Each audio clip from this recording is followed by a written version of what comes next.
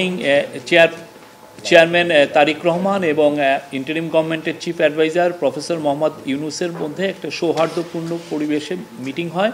মিটিংটার duration ছিল প্রায় 1.5 ঘন্টা। মিটিংয়ের পরে একটা যৌথ বিবৃতি ওনারা দুইজন অ্যাপ্রুভ করেছেন, সেটা এখন রিড আউট করবেন আমাদের national security adviser doctor Khalilur Rahman. বিসমিল্লাহির রহমানির রহিম।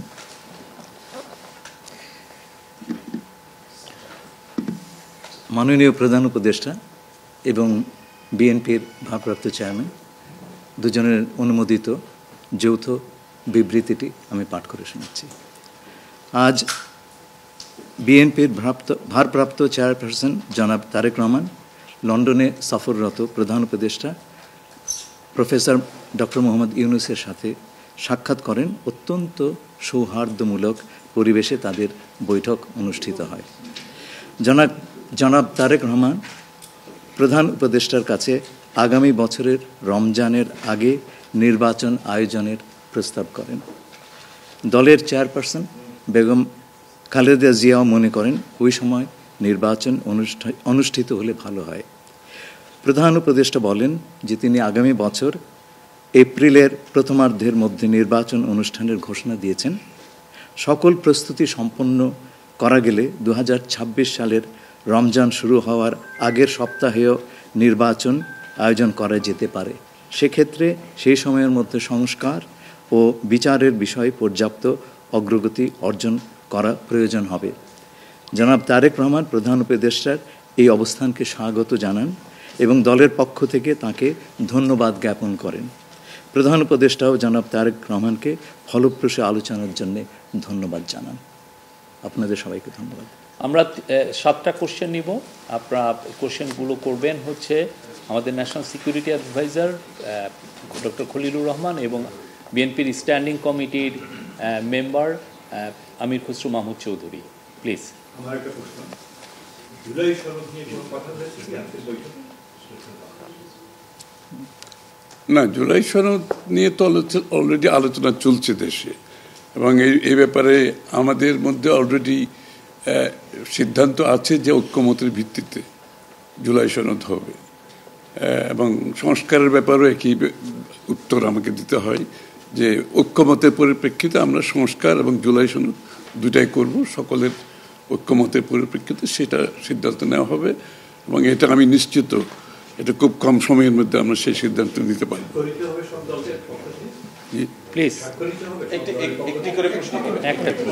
হ্যাঁ, ঐক্যমত যেখানে হবে স্বাভাবিকভাবে ঐক্যমতের পরিপ্রেক্ষিতে যে সিদ্ধান্ত হবে স্বাক্ষরিত তো হবেই, না হওয়ার কোনো কারণ তো নেই।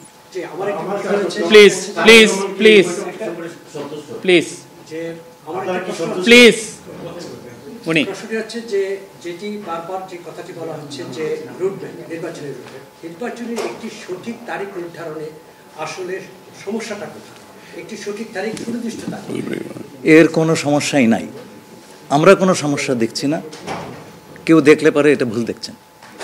নির্বাচনের সম্পর্কে আজকে যৌথ বিবৃতিতে আমরা বলে দিয়েছি দুপক্ষই, এবং নির্বাচন কমিশন আমরা আশা করব শীঘ্রই একটা তারিখ ঘোষণা করবে।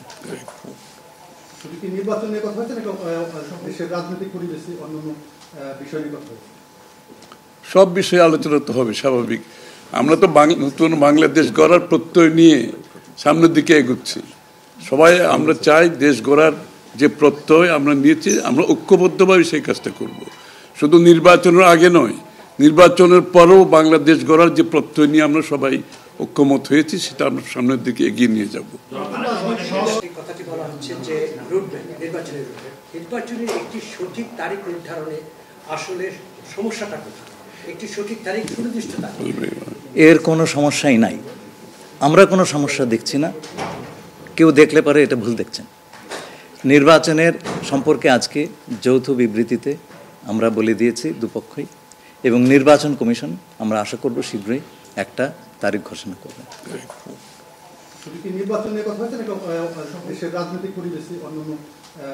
সবাই একই কথা বলছি, যে বিষয়গুলোতে ঐক্যমত হবে সেগুলোতে সংস্কার হবে, তাই না? তো সংস্কারের বিষয়টা একটা চলমান প্রক্রিয়া। এমন না যে সব সংস্কার এখন শেষ হয়ে যাবে। এটা নির্বাচনের আগেও কিছু সংস্কার হবে যেখানে ঐক্যমত হবে, আর নির্বাচনের পরেও সংস্কার অব্যাহত থাকবে। কারণ আমরা যেই দেশ গড়ার প্রত্যয় নিয়েছি, সংস্কারের প্রয়োজনীয়তা সবাই অনুভব করছে এখানে। সুতরাং আগে পরে সংস্কার চলতে থাকবে। ব্যাপারে আলোচনার কোনো প্রয়োজনীয়তা আছে বলে আমরা মনে করি না। তারেক রহমান সাহেব যখনই ইচ্ছা উনি দেশে ফিরে যেতে পারবেন, সুতরাং এটা সিদ্ধান্ত উনি নেবেন সময় মতো। সংস্কার এবং বিচার দুই বিষয়ে পর্যাপ্ত অগ্রগতি কথা বলা হয়েছে এবং আমরা মোটামুটি কনফিডেন্ট যে এই অগ্রগতি আমরা নির্বাচন আগেই দেখতে পাবো, সম্পন্ন করা যাবে।